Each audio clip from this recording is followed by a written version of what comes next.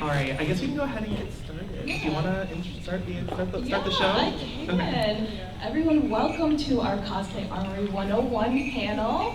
I'm Phalafel, and this is Zavage. Hello. And we'll be guiding you through the kind of beginner processes and techniques of working with foam, Worbla, and other materials to make your own armored piece. So let's get into it.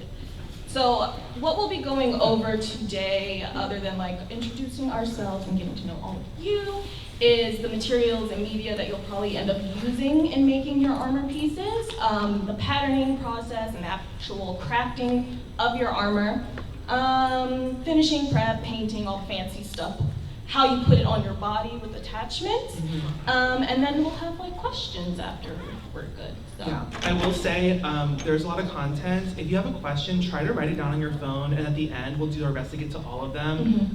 Just because we did a trial on Twitch and we talk a lot, so we want to make sure we don't get kicked out of the room. Right. Alrighty.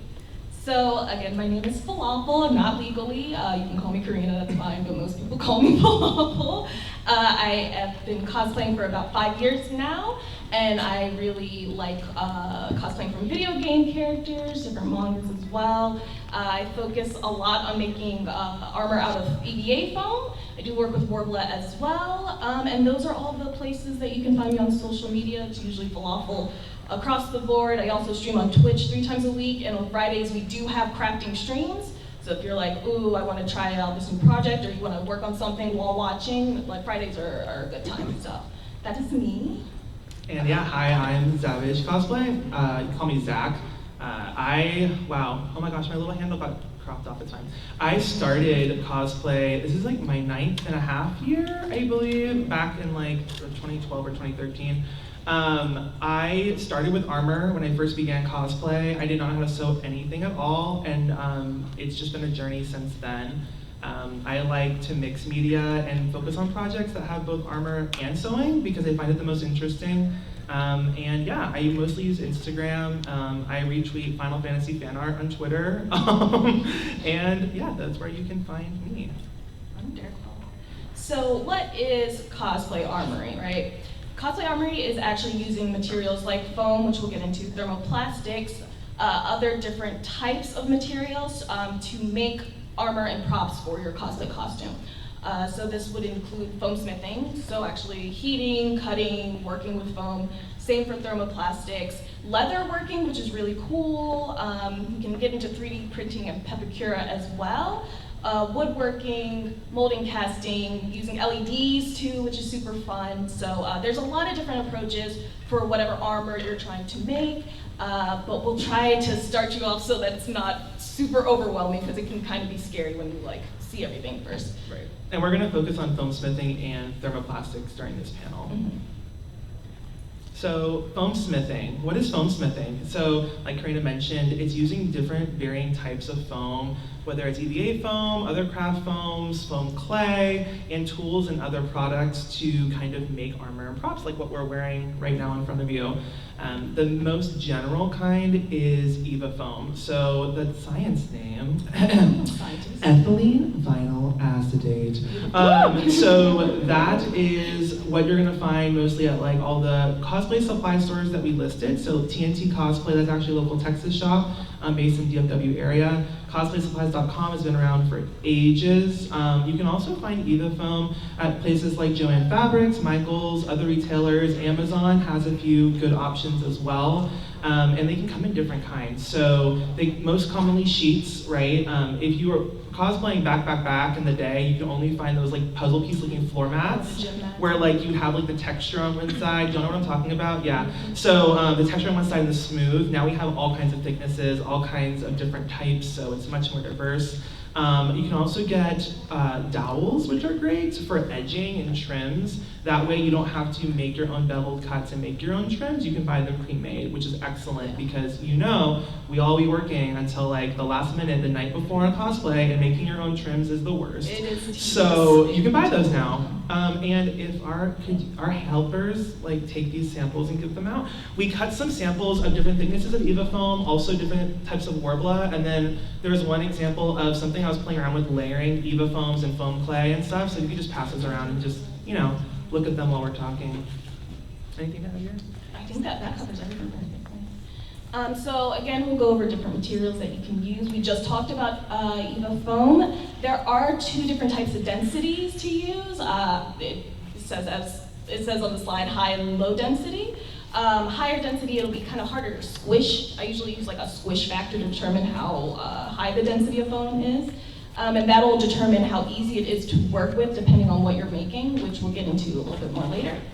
You can also use foam clay, which works just kind of like a putty or like Play-Doh, I guess. Well, clay, I guess is the word too. But you can use it to mold and shape. It takes about 24 hours to cure, and it will cure into foam. So you can use that for small details. You can use that to fill seams for your pieces too. We'll also talk about Worbla. So there's black versus traditional and pearly.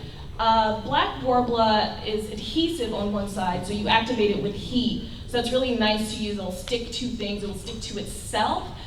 Traditional Worbla, which is the tannish one you'll see in the picture on this slide, it's very strong. I think it's stronger than black, but it's a bit harder to sand and prime for painting, so it has like a smooth cover on it versus black or even pearly. Pearly is super soft. I've seen pearly mainly used to kind of, again, sculpt or make more intricate details onto foam armor and things, or Worbla armor. Different things you can use for patterning. So aluminum foil and saran wrap, so you kind of make whatever structure and you just wrap it up. You can use duct tape or masking tape over top of that, and that's where you kind of draw out your pattern pieces on it. So when you cut it all out, you have a set of patterns that will form the shape of the aluminum foil. You can do this to your body too. This is quite a process, but essentially, if you have a buddy, you saran wrap a part of your body, cover it in duct tape, and then very carefully cut it off. We have a slide where you can see myself being the duct tape dummy, and my helper, Vivera, was the one cutting me open. Just very careful. Everything about this panel will be careful, right? Just be safe when you're doing it. Different adhesives. So you can use contact cement, which is one of the preferred adhesive for foam specifically. You have to be in a ventilated area. Gotta use a mask, y'all. Everybody has a mask at least at this point. How many people? We're 3 years in. You have to wear a mask when you're doing this. It is toxic. Don't let anybody hot glue shame you. Hot glue is perfectly fine as well. It will work for your projects, but you can use super glue as well. Barge and weldwood are 2 different types of contact. I use weldwood a lot. And I use barge. Yeah, I don't ever see barge in Baltimore, no. But prepping, so this is before you actually get to paint. So you're using sandpaper or you're using a Dremel to sand down your pieces. Quick seal will be good to fill in any cracks or seams in what you're working on. Plasti Dip is a great primer. We'll get into that a lot more later too. But Mod Podge, wood glue, Flex Bond are different primers you can use before you actually get to painting. And then painting, you can use acrylics, spray paints. I've used automotive paints. I've used leather paints on foam. Yeah. It technically works. Painting is a vast world, but you can also use fabric markers instead of airbrushing if you want details, which I'll get into because that saved me a lot of money for the longest time. And then different ways to attach. So you'll see we have our pieces on, but like different zippers. A lot of these are snap buttons that I have on. Velcro, magnets, different types of rings and hooks. And then other tools that you would probably need, like X-Acto knife and box cutters, sharpeners for your blades, a metal ruler, which is very important because it will save you from accidentally like hitting yourself while you're cutting foam. It also helps with like straight lines and stuff too. So those are the materials that you'll be using when making your own project. You said metal ruler, and I was like, do I tell my metal ruler story? And I'm like, no. At the end, if you want to hear the metal ruler story, just like tell me, raise your hand, we'll go over it, but we're not. It's a squeamish story, so we'll save it. So you may have asked, hey, on the other slide, I didn't see, a heat gun or a Dremel. Well, here you go. These are your weapons. So, heat gun, that is going to be your best friend, and lucky for you, they're hella cheap. They're used to shape, mold, and seal materials. So you're going to be using that for Worbla, you're going to be using that for EVA foam. You can use it for all kinds of other materials as well. And they're great because that's how you're gonna activate thermoplastics whenever you're using Worbla. Heating it up, like we said earlier, has an adhesive. It'll make it sticky, it'll make it stick to itself the best, and a few other media as well. Do not use as a hair dryer. These get very, very hot, and use caution because the drum, the end of the heat gun, can get very hot, and again, burns on my legs while crunching for actually San Japan years ago. Yeah, be the careful. minimum on my heat gun is 400 degrees. Yeah. That is the lowest level, so. That being said though, the heat guns that we have here are our recommendations because we've used them. Yes. My Genesis heat gun was a whopping $17.99 and it's lasted me 8 years. How? I don't know. I've had other things that have died. Laptops have died. Like I don't understand. Relationships. But the heat gun still remains. So the Genesis heat gun and the Fujiwara heat gun, again, sub $20 on Amazon. Highly recommend. And then Dremel. So Dremel is your second favorite. It's going to be used for sanding, shaping, finishing surfaces, edges, bevels, adding details, adding battle damage, and basically what it is. It's a small power tool, handheld. It just has an end that spins very quickly with a sanding drum on it, or other attachments as well, and you're actually going to use that to dig and kind of carve into the foam. Basically, it's a must-have. These two things are absolutely essential for crafting almost every type of material. Again, $50, you can get it at Home Depot, Walmart, Amazon. It'll come with some attachments, but you can also go and get other attachment kits as well. And my favorite thing, this long, squiggly looking, like, I don't even know what to call it, looking shaft, that's what's called a flex shaft. So it is basically a stylus pen that you can attach to your Dremel, and it lets you have fine control over exactly what you're sanding and the details you're adding.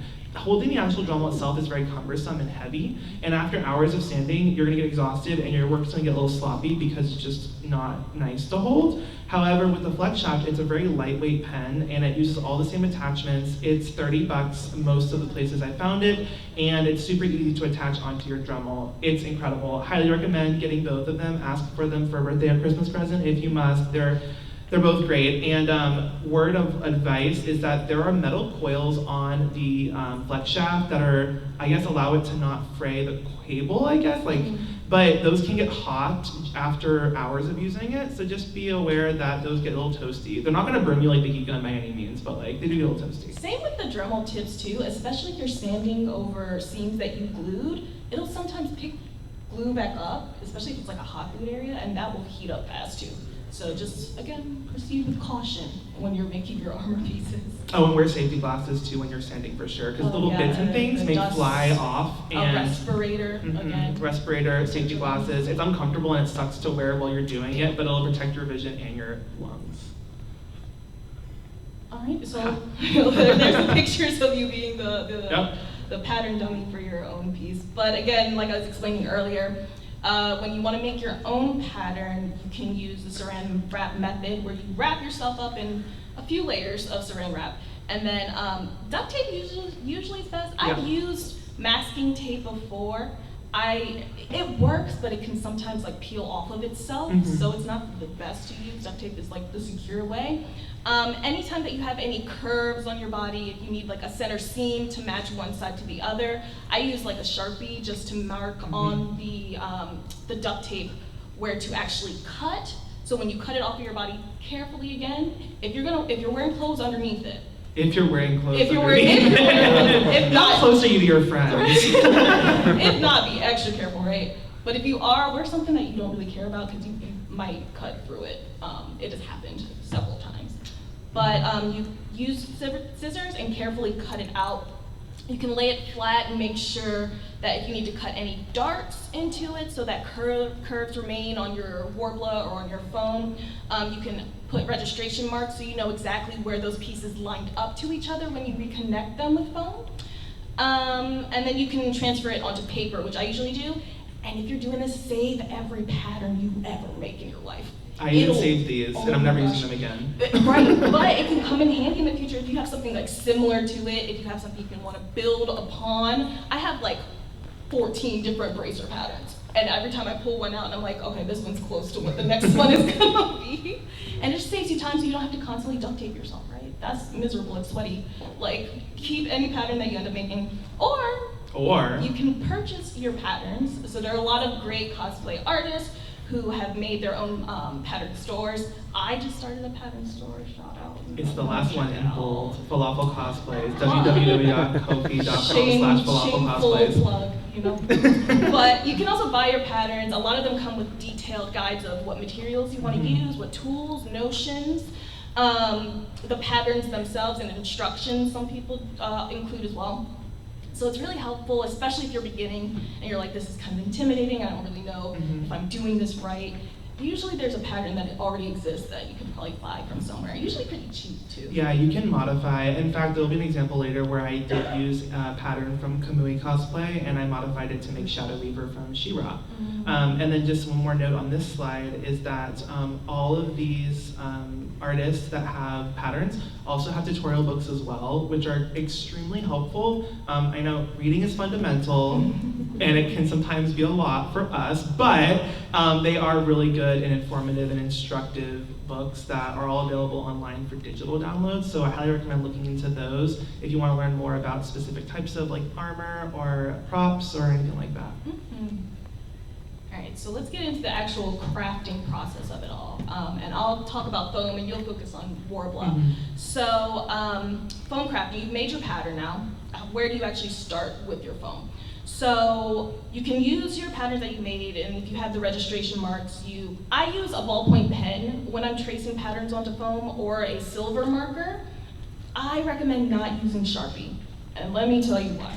Because when you use Plasti Dip and paint later, it will bring out the Sharpie of your foam, and you will have like phantom marks of like letters and lines that still exist even though you've painted several layers on top of it. I used to have, I sold it, but I used to have a Ganondorf cosplay. Wait, time out. You sold this costume? I did, but it still has a couple. Okay, fine, finish. It was very cheap. But you could still see like little letter like A's and B's where I'm like trying to match up pieces together. So that was like an entire problem. Don't mind me, I'm just like, it's very warm up here. The way I select what foam thickness I'm using for whatever I'm building is based upon how much curvature it has, right? The thicker the foam, the harder it will be to work with when you're curving it, trying to make it into shapes, trying to wrap it around things. So usually, like for this, I got a booby plate on, right? A lot of this is 4mm. 4 to 6 is like my like sweet spot for anything that's gonna like wrap around and make certain curved shapes. A lot of flat props and things like that, I usually use thicker, so 8 to 10. Rule of thumb is if you're doing a character and it looks like thick armor, you can go towards thicker armor. But if it doesn't look that thick, save yourself the like hassle and try to go for like 4 or 6mm. You can use an X-Acto blade to actually cut out the foam after you put the pattern, you trace the pattern onto it. You can use either a straight cut, which is like a 90-degree angle cut perpendicular into the foam. That'll give you a clean, straight edge. This is where your metal ruler will come in handy because if it's a straight line, you just set it up, line up your X-Acto blade, and then slice right through. You can also use like a 45-degree angle in either direction for a beveled cut. I also use bevels when I'm putting armor pieces together. For sure. Because it makes the seams less noticeable and easier to sand down and fill. So that's cutting. You use contact cement to glue these pieces together. I prefer using contact cement for the base of armor, and then hot glue for any details you're gonna put on top of it. When you're using contact cement, you're supposed to wait at least 15 to 20 minutes before you stick pieces together. So that, over time of a lot of pieces that you're gluing together, it adds up. Save yourself the hassle of doing that with like tiny little details you're gonna add onto it too, and just use hot glue. So like a lot of this is hot glued on. But the disclaimer is that when you heat it up. Oh, that is true. When you end up heating your foam, it could melt or reactivate the hot glue too. So just like keep an eye while you're like doing these things to make sure nothing's like falling back apart. But contact cement, use 20 minutes and then you can stick everything together and it will be super secure. You can use it in a squeeze bottle. I have a separate small brush that I use because in some bottles of at least Weldwood, the brush will fall off into the bottle. And so it's like, you don't want to stick your hand back in and try to dig it out. It's kind of a mess. So I keep a separate, I've seen also some people use scrap foam to like rub in and really like smooth it out and get that contact cement deep into the pores so it sticks. Do you have a brush you use consistently every time? Or, because my brushes always get gunky and I throw them away. No, I like have like a set of like old brushes that have already kind of like seen their time. Yeah, and gone then to I pasture. just like, yeah, right. Gotcha. Seen the other side. And so I just use those and I toss them afterwards. And then you can add any details to whatever base that you've created. So you're adding like your trims on with hot glue. I use googly eyes for rivets and details like that. So some of them, I feel like if you can hear like a little shake, I hear a little jingle like in a my little hand. jingle. And then other like bottle caps, you can use wires. If you're like super fancy with it, you can get into 3D printing. I'm not a 3D print gal. I've never tried it before. But Or you can buy like files and just print them out yourself. that's true too. Different fabrics, gems, LEDs, if you use LED green, which I'll talk about a little bit towards the end. But that's kind of the crafting process from patterning, cut it out, glue it together, add your special things to it. So the process for Worbla is fairly similar. You're going to still be taking those flat patterns that you've created from the 3D shape of your body that have been darted where needed and laid out and traced onto paper with registration marks. And you're going to be tracing those onto foam. So I guess the difference is with Worbla is that generally when you're tracing onto foam, the foam itself is not the finished surface, it's the Worbla. The foam is just acting as a core for the Worbla to sit on top of. So what you're going to do in this case is you're going to transfer onto one piece of foam and onto one piece of Worbla per piece you're trying to make. However, you're going to trace the Worbla piece larger. And actually, you are either going to use 1 or 2 pieces of Worbla per single armor piece, depending on what method you're going to use. And I'll explain that in a moment. So essentially, trace onto foam, trace onto Worbla. 1 piece of foam the same size, 2 pieces of Worbla, 1 to 2 pieces of Worbla, about a ½ inch larger than your pattern piece. You can use actually heavy-duty scissors to cut out Worbla. I found that to be the easiest from a control perspective. And the foam you're going to be using is really going to be, most of the time, 2mm, so you can actually use scissors to cut that as well. There's usually the Fisker scissors at Joann's that are almost always for sewing. They sell a heavy-duty pair that are giant and menacing. Yeah. They're not very expensive, but they work amazing, and you can use, they're like for mixed media, not for sewing, so I recommend those. You're going to cut out along your trace lines, and then this is when you're going to eventually have to decide like how you're going to use either 1 piece of Worbla or 2. Basically, you heat up the Worbla with your heat gun, and the best way to heat up Worbla is to take even passes over constantly moving the gun back and forth. You don't want to hold it in one spot because then you will burn the material. That goes for foam as well. Yeah, same for foam. Right, so don't hold it for too long. One side will have an adhesive and one side will have, well, technically not an adhesive, but both sides are still sticky. On the samples I passed around, you may have been able to see one side of the Worbla was shinier than the other. That's the side with the glue. You're going to evenly pass over that, and then another note when you're heating is to heat on a protective surface. The heat gun is a power tool, right? And so when you're heating up on, I don't know, a wood table with a lacquer finish or something, you're gonna melt it, or a carpet, you're gonna melt it. So some things that we've done and we've gotten feedback from others on are heating on top of cardboard or a silicone mat. Those are used for like baking a lot of the times, or a towel. That's from my personal experience because I have one dedicated Worbla towel. It sounds crazy, but for some reason when you heat up on the towel, it will maybe burn the towel a little bit, but not like flames, don't worry. And then you can peel up the Worbla from the towel, and like it just peels up perfectly. Like, because inherently when you're heating up Worbla on a surface, it will stick to that surface you're heating on. So you want something that's easily peelable, but also something you're not going to burn or destroy. And if you destroy cardboard, a silicone mat, or a towel, you don't really care. I was told to use gloves at the beginning if you have sensitive fingers. I actually, one of my first tutorials said you get an ice bath ready for your fingers, and I was like, what am I getting into? Like, this is insane. But no, it's really not that hot. I mean, if you work with cosplay or any type of power tools, or even if you like have some calluses on your fingers. I was gonna say, I barely have fingerprints left, so like that's not recommended, but like I'm okay. Yeah, you can use gloves if you need to, basically. So that's how you're supposed to heat Worbla, and then the actual process. So this is where you're going to need either 1 or 2 pieces. There's the sandwich method, and then there's the fold over method. The sandwich method means you're going to have 1 piece of foam at the sides that you want from your pattern, and then 2 pieces of Worbla that are larger, about a ½ inch. And you're gonna heat both pieces of Worbla with the foam in the middle, you're gonna literally sandwich it together. So you're gonna basically encase the entire piece in plastic. After you're done, you'll have excess Worbla. You're gonna basically take scissors and just cut all the excess off.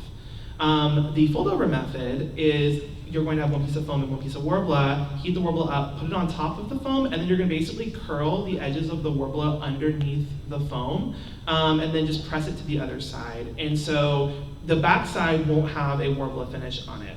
There are pros and cons to both. I prefer the fold-over method because when you're heating up Worbla and you stick Worbla to Worbla, bubbles of air will form inside the Worbla. And they're very annoying and they make your finish look bumpy and bad. Yeah. The recommended way to fix that is use little pins and stick them into the bubbles of air and push the air out, and then when you're done, when you're priming, the holes will be covered. However, it's still annoying to go and pop all these holes, and then the bubbles might form that you might not see. Right. So the benefit though is that you do have the extra layer of structure on the backside. And if you need to see the underside for some reason, that might be desired. The fold-over method alleviates the bubbles almost all the time. As long as you're being cautious and you're looking at the Worbla when you're putting it over, you can almost avoid all the bubbles by pressing them out. And you can actually just take a piece of Worbla cut to the same size as your pattern and just smack it on the back side. And then you have a finished edge on the bottom, even though you don't have the air bubbles anymore. So that's my preferred method personally. I found that it works best. All of my friends, when Worbla started becoming a thing, were getting frustrated because of all the bubbles, and this was something that a few people started to do that fixed that problem. So I would recommend that method if you're gonna use thermoplastic. A few other notes there is that you can add Worbla on top of Worbla. You can form Worbla into like balls, into different details and filigrees and trims, yeah. And you can just heat up each surface and it just sticks to it. It's great, no glue required. Also, you can curve it over complex shapes. So Worbla does have its limit. It's not a miracle material that can stretch over any 3D surface, but it can stretch over a ton of surfaces and save you possible time in terms of forming. So I'd also say, for an example, in general, making a breast cup out of foam is more difficult than out of Worbla, depending on how comfortable you are with the material, because Worbla can form over 3D shapes better than foam can. Foam has to have seams, whereas Worbla, you can technically get over a rounded shape without any seams required. So that's kind of the high level of Worbla. Mm-hmm. Oh, and there's pictures there that just go from paper to foam to pieces cut out, and then the finished piece is all of the Worbla pieces that were folded over, stuck to a piece of pleather, I believe.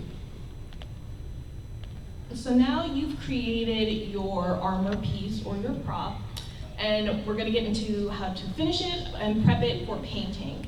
So here in the first picture, that's the finished armor, a helmet? It was Shadow Weaver's mask. This was the one that, the Kamui has a pattern for this mask. It was meant for Red Hood, I think, but I just modified it to make it work for Shadow Weaver. Mm-hmm. So this is a process I started doing recently and liked a lot better. In the past, I would, after everything was built, I would go right into dremeling and sanding down all the seams and everything first, and then heat treating it with the heat gun. The reason why you want to do this specifically with foam is because foam is so porous that is sending me every time you take that. I'm sorry, it's hot. It's hot. Here, you have some too. Thank you. But it's so porous that when you paint it, it's going to seep right in. It's going to take you several more layers to get the color out onto your foam piece. So I used to sand and then heat treat, but I started heat treating first, then going into sanding and filling in the seams. You can use Quicksil again. It's like a plaster. You just kind of mix your finger in some water, spread it onto whatever seam or hole that you're trying to fill, and then just smooth out with your finger and some water. And then I heat it again after that. And I feel like that helps to prep the foam even more just for the sanding part. It makes sanding a lot cleaner and easier to move your Dremel across. I feel like there's less, sometimes you'll get some drags that'll tear up the foam depending on what speed setting you have it on. The higher it is, the faster it'll go and the harder it'll be to control, right? So I think, personally, I found that heating it first, then sanding it and heating it again makes for a cleaner finish before you get to painting. So once you've done those processes, you can also use foam clay to fill in seams as well. You just have to wait for that to cure, but I think it's still about like 24 to 48 hours depending on what brand you're using. Usually like a day, like a 24-hour day. Right. You know? And so after that, you prime it for paint. So you can use Plasti-Dip. Flex Bond is great as well, wood glue or Mod Podge. If you're using Plasti-Dip, which is my preferred, it is very toxic. So you want to do it outside, ventilated, with a respirator, protect your lungs, safety, safety, safety, right? And then you can use Flex Bond, which is great. It's non-toxic, but it's paint on. So you take a brush and paint it on, but it's flexible finish. So that means that when you actually do paint after it, it's not going to crack the paint like it would with a wood glue or Mod Podge. Usually, for rule of thumb, if it's going to be on your body, that means you're going to be moving around a lot, which means you should use something flexible for your primer. So that's when you use Plasti-Dip or you use Flex Bond. If it's a prop that you're not really like, you know, wilding around with, you can use Mod Podge or wood glue because there's less of a risk of it like cracking or warping in any kind of way. With wood glue, I feel like it gets kind of streaky or bubbly sometimes, so you want to use like really thin layers when you're putting it out. Mod Podge is more forgiving, but there's more visible brush strokes in it. Flex Bond, less brush strokes, and Flex Bond's also water soluble, so if you do see like a really wild, like brolic, like brush stroke or whatever, you can wet your finger again and rub it in and it will smooth itself out. And then Plasti-Dip, and really for any of these methods, but Plasti-Dip specifically, I do about 4 to 5 coats. That'll give you a really smooth finish on whatever you're doing, be it Worbla or for EVA foam. But I also do about 4 to 5 for Flex Bond or for Mod Podge or wood glue as well. And then you can hop right into painting. So Plaid FX is its own brand of cosplay paints that are flexible as well. So that's my go-to usually. I learned about Plaid FX just the other day from you, yeah. and then I Googled and I was like, oh my god, this is awesome. I usually just go for folk art or deco art. Those are pretty good acrylic paint brands that are available at most craft stores. They're like solid options. Yeah. You can use spray paint. So I use Rust-Oleum a lot for like metallic armor pieces. And Rub and Buff. Rub and Buff is a great one that I yeah. completely forgot about. It's how do you?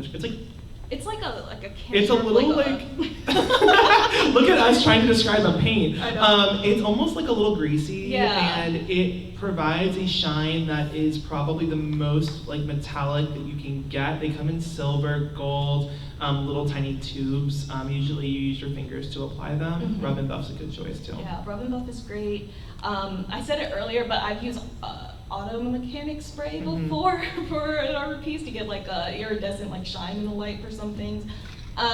When you're doing any kind of shading and detailing, I airbrush now because I like saved up to get it. They're kind of expensive. I wouldn't know. Yeah, I don't have one. Sad. The poor. But no, before this, for years, I was using fabric markers. So if you get a set of like 10 from Joann's for like $7, and then use whatever corresponding color with whatever you're adding shadows or highlights to, and then I just use my finger or paper towel and I just like spread it out so that it's like a gradient, like a fade. Why fabric markers specifically and not like a normal marker? I feel like normal markers dry faster. Uh-huh. So when I use like a regular, like, I don't know, Crayola, or I try not to use Sharpie. I already told you I'm a Sharpie story, so I don't use Sharpie. But if I use like a regular like art marker, I feel like it dries and then you can't really smooth it out. Uh-huh. There's something about fabric markers that I don't know if it's more like paint-like. Or maybe it doesn't, it's meant to adhere to fabric, and so it doesn't dry as quickly? Right, and so when you have it on like smooth, now primed foam, I feel like you have a longer chance to really rub it out and make it look more like a gradient shadow rather than just like a line. Yeah. You know, so it's like a smoother finish. So I used to use fabric markers for everything. And it saves a lot of money too. So that's kind of your painting process when you're finished up making your armor pieces. And then you can seal it with like an acrylic sealer. Yeah. You can use Mod Podge again actually to seal. There's, craft like varnishes and Rust-Oleum has like a great set of like finishing sprays for like different, like matte, satin, shiny, glossy. I usually use 1 to 2 coats. I don't use a lot when I'm sealing everything. And the only thing I can think of is so 2 things. Foam clay, you can also use it obviously to sculpt. So like on my arms, if you can see, if you're like kind of close to the front, there's like a little like horn or a tooth. I don't even know what it is. It was made from foam clay, so you can sculpt and add details onto your armor that way. You can also use water with you wet your finger, and that way you can smooth it into the armor. And then with quick seal, you want to do that after you've sanded and everything like that, because if you put quick seal into a gap and then you try to sand that seam, it could kind of rip up the quick seal and then remove the filler that you put in. So quick seal is important to do at the end if you're just trying to spot fix any gaps in your seams. And then foam clay can be used for gaps, but also can be used for details and more organic shapes. And then now, attachment. the fun part, right? You made this cool thing. How do you get it to stick and stay on your body? I'm just gonna do it. Wait, can you take off my shoulder and then like this thing? Yeah, it's just a snap, so you can just pull it off. And then you can like, Megan, do you want to like just pass this stuff around and give it to people? Y'all can touch our stuff.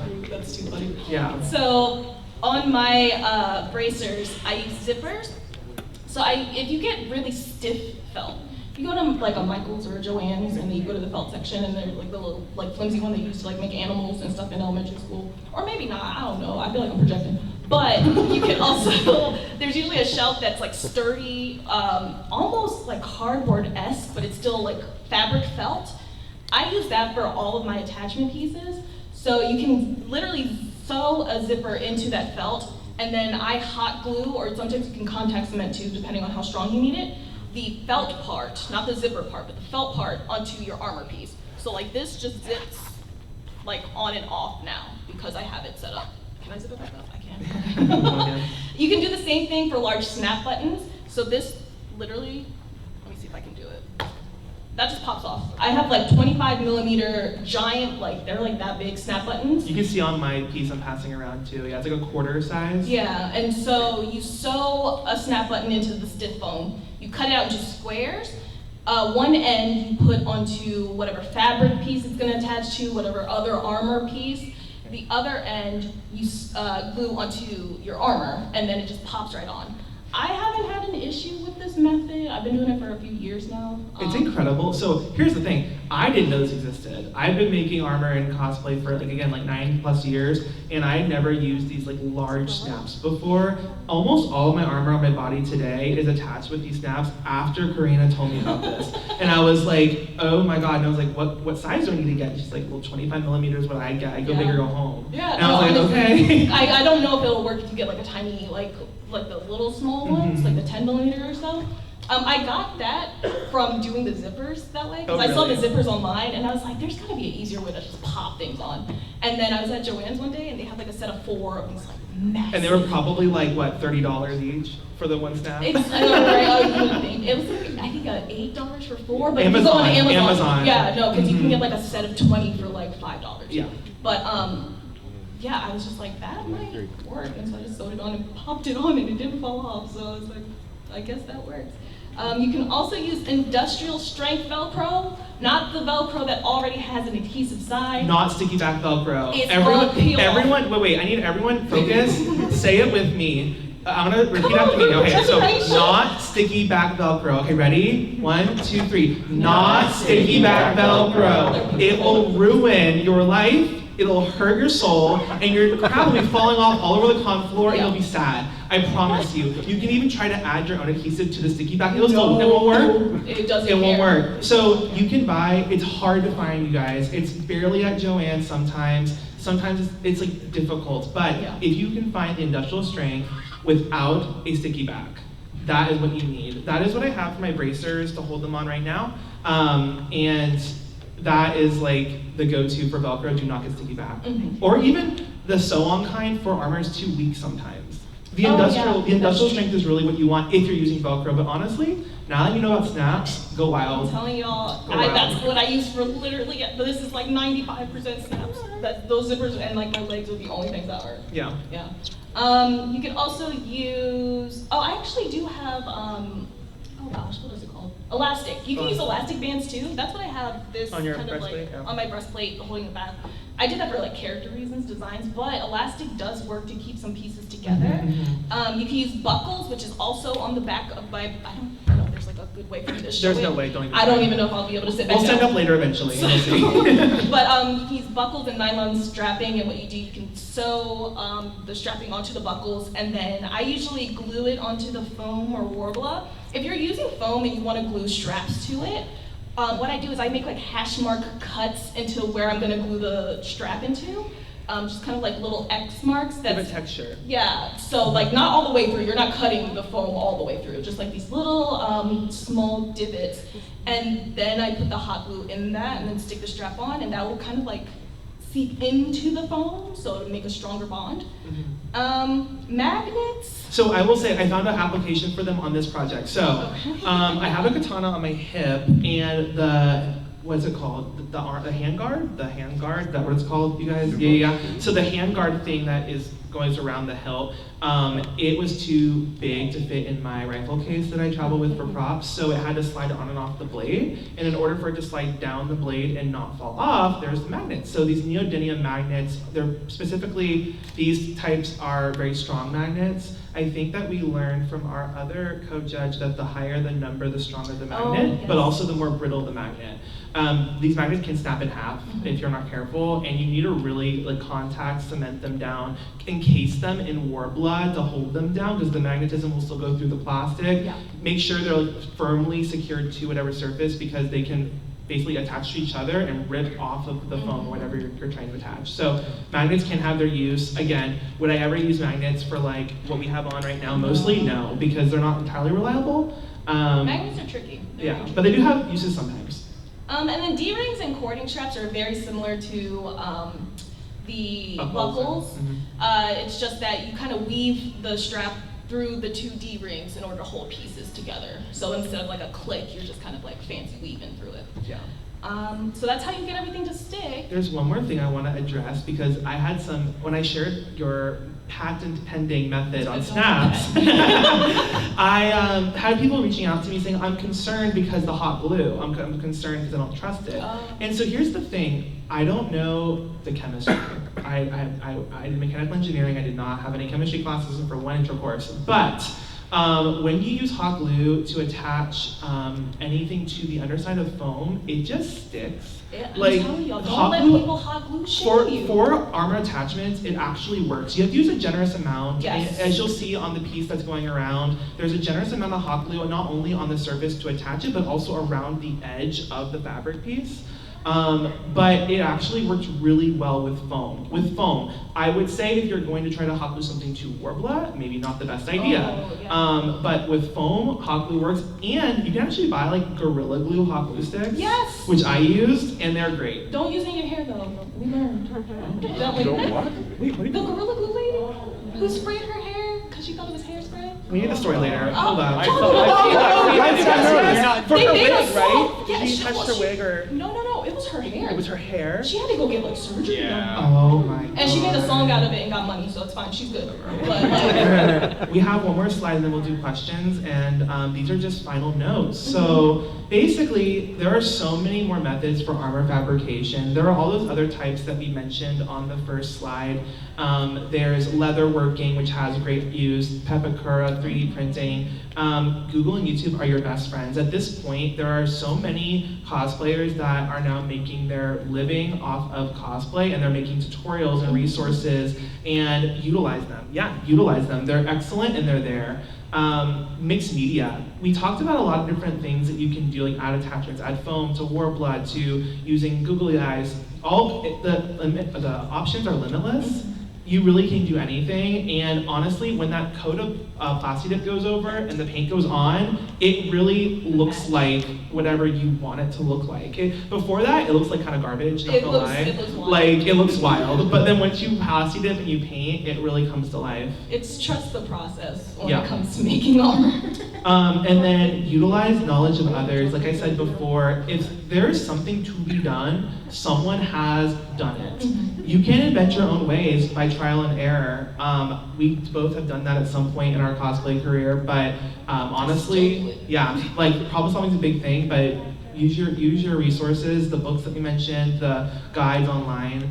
Do you want to talk about the LED foam just real quick since it's on there? Sure, I can because I love LED foam. So basically LED foam is just like EVA, but it is translucent.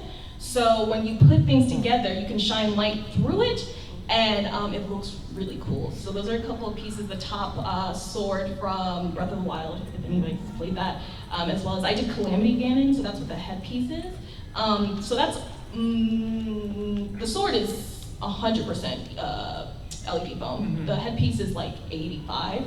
But basically after you craft in the same process that you have, the only difference is that you can't paint too many layers onto LED foam because then the light won't show through. I was gonna ask, do you have to tape off the sections that you want light to go through with like masking tape prior to like plasti dipping prior to like... You don't have to go through that much of a process Really? with it. It's just use very light coats and few coats of paint because usually the light will do it like the work. It'll do the job and it will light up and look really cool. I didn't even paint the sword actually. I just put the Flex Bond as the primer on top and let the light do the rest of the work. Oh, Flex Bond rather than plasti dip, that way it was more like transparent. Yeah. Plasti dip I don't usually use for LED foam. I usually use Flex Bond, but And then the other one on there is that the crystal looking thing. That's actually a 3D printed large protruding crystal. I don't really know how to describe it. And then the Worbla is the base, Worbla over foam. That was the top of a staff, and then there are just lights inside. So again, you can mix 3D print with Worbla, with foam, with all kinds. Awesome. So, does anyone have any questions? Can I just say, I'm actually really proud that we got to this point I because know. during our Twitch stream, we literally went over time, and the San Japan staff were about to come drag us out by our heels. So, I'm proud of us. We did it. Yeah, any questions?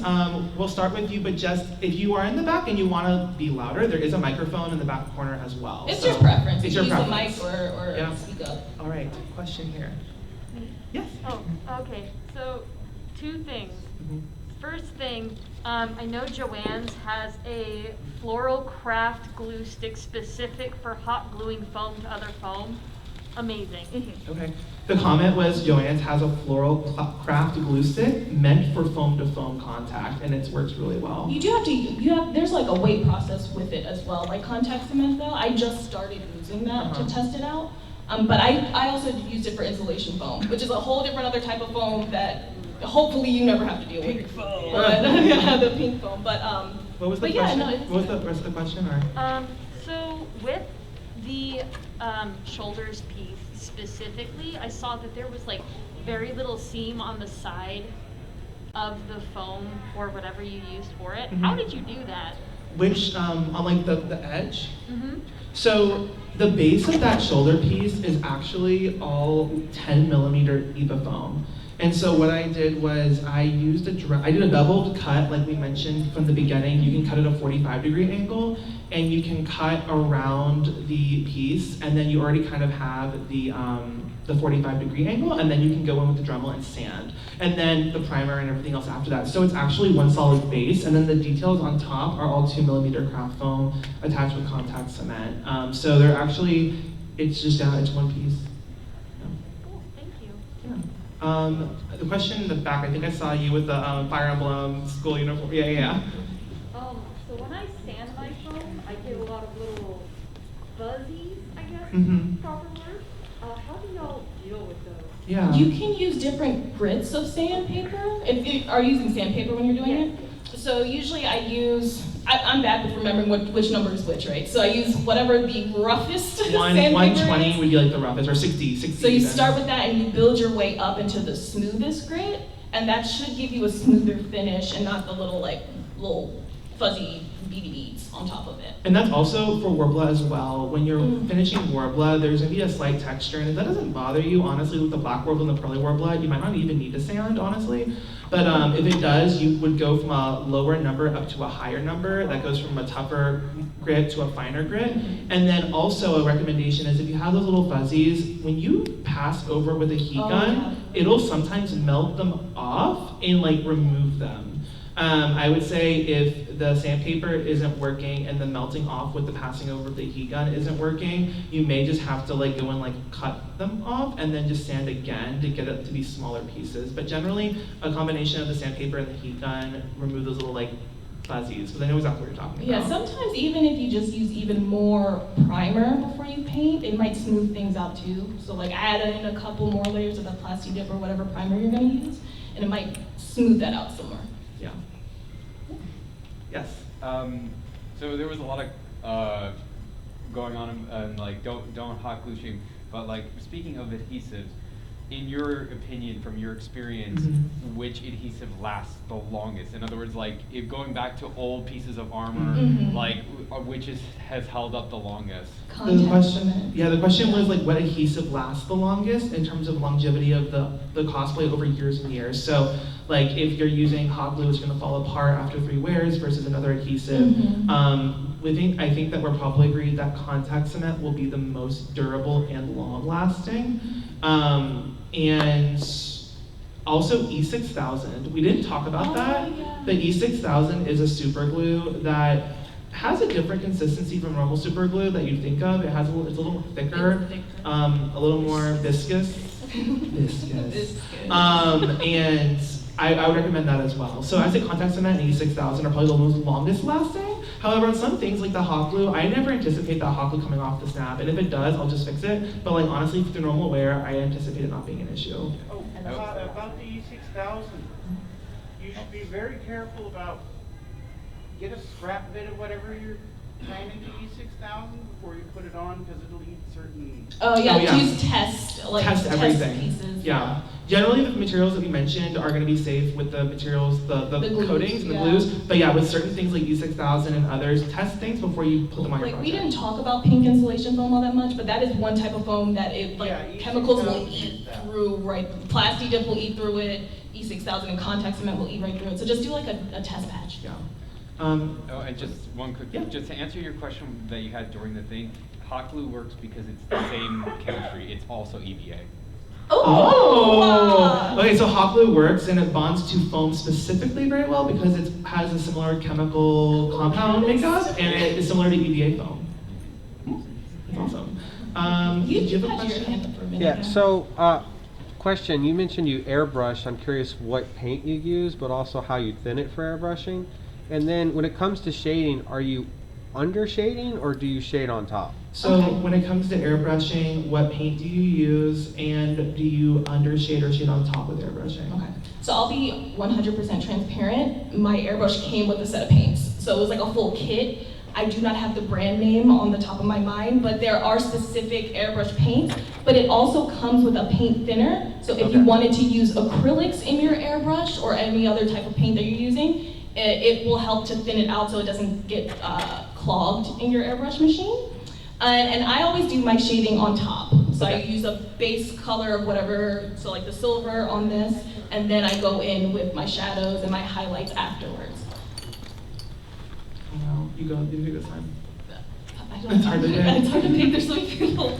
Okay, I like your mess.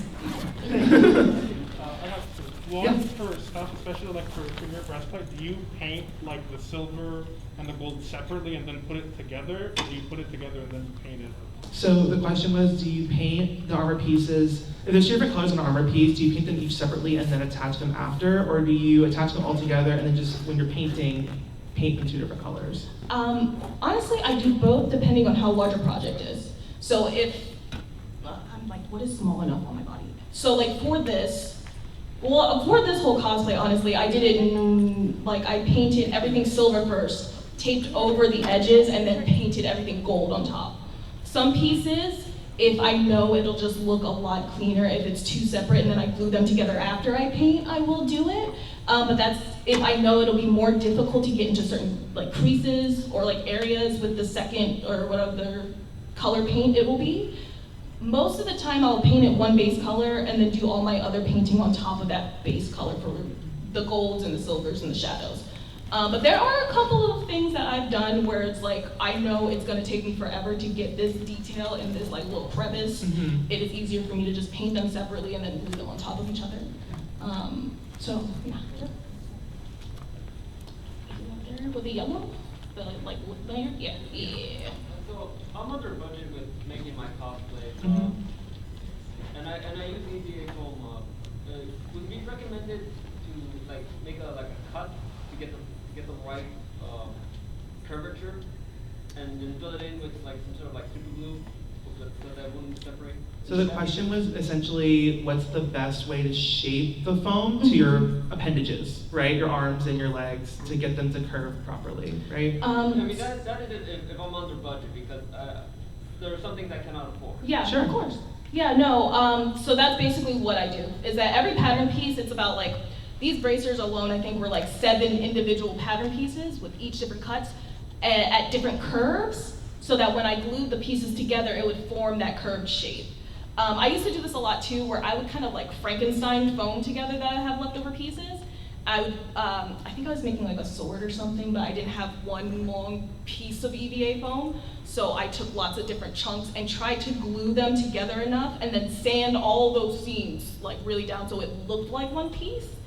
And that'll help conserve a lot of too. I keep all my foam, all like the little scrap little pieces. scraps. I have like a bucket that I just like drop it in to keep and reuse it for those kind of purposes. But for like curved shapes like this, it's several different pattern pieces with curves on them that when you glue it together and fill it with quick seal or with foam clay, then it'll look like one even piece. So attach it with contact cement and then Mhm. finish the seams with quick seal or foam clay. And it's not gonna be one just piece for your bracer. It may be 5, 6, 7 pieces that you're gonna have to attach together to get the 3D shape. I think we have like time for like a few more. We Yeah, I have think 2 we more can do minutes. we can probably do 1 or 2 more questions. You wanna go? I have a question for, it's about props and stuff. Like, if you're making a sword or a staff or something like that, what kind of EVA form or something would you recommend for, like, to wrap around it? Like, you know, I use for my staff, I have a PVC pipe and I Mhm, cover it yeah. with EVA foam. Ooh. So I think so for my katana that I made, I used, I think it was 4 or 5 millimeter EVA foam, but there was an aluminum rod running through the middle to provide it structure and not be floppy. Yeah. Like you said, a PVC pipe, right? And so I think depending on how big the prop is, right? If it's a really thin, small prop, I would use a smaller EVA foam, a thinner foam, I would say. But if you're making some like big buster sword, like a cloud stripe sword or something, you may want to go with the pink foam, depending. It depends. I literally just made a sword Okay. from Fire Emblem, and I used only EVA foam for it because I tried to use insulation foam and it was A mess? It was a mess. Yeah. And so I just switched to what I know best, right? And I use EVA foam for it, and things like the handle, I'm assuming, and like those kind of wrap pieces where you have the structure throughout it, so it doesn't like flop over. Mhm. I use like 4 to 6 millimeter for those, as long as whatever you're wrapping around is thick enough that like, sometimes even if it's like a wrapped, like a katana or something like that, I use 2 millimeter craft foam and cut it in like diagonal strips and like wrap that For around. the detailing, right? So that it Yeah. looks like a detail, like it looks like a leather strap or something on a sword. Mhm. But if you're just gonna kind of like do a wrap and it's like thin enough, like if it's a wooden dowel, I would use a thicker foam when you wrap around it so it has sturdier. And if it's thicker, like you were saying, a thinner foam would be just enough to just wrap around and hide the PVC. But also, I don't hide the PVC parts all that much. No, either. I sometimes you paint have over them. those and it looks fine, to be honest with you. But We are actually at the end of our time, but I saw there were still hands. So if you like, outside, we're gonna go out into the hallway. We do have to make another appointment outside, Yes. but we have about 5 to 10 minutes outside if you wanna ask us more questions. But thank you all for coming. thank you so much, Yeah. we appreciate it. Thank you.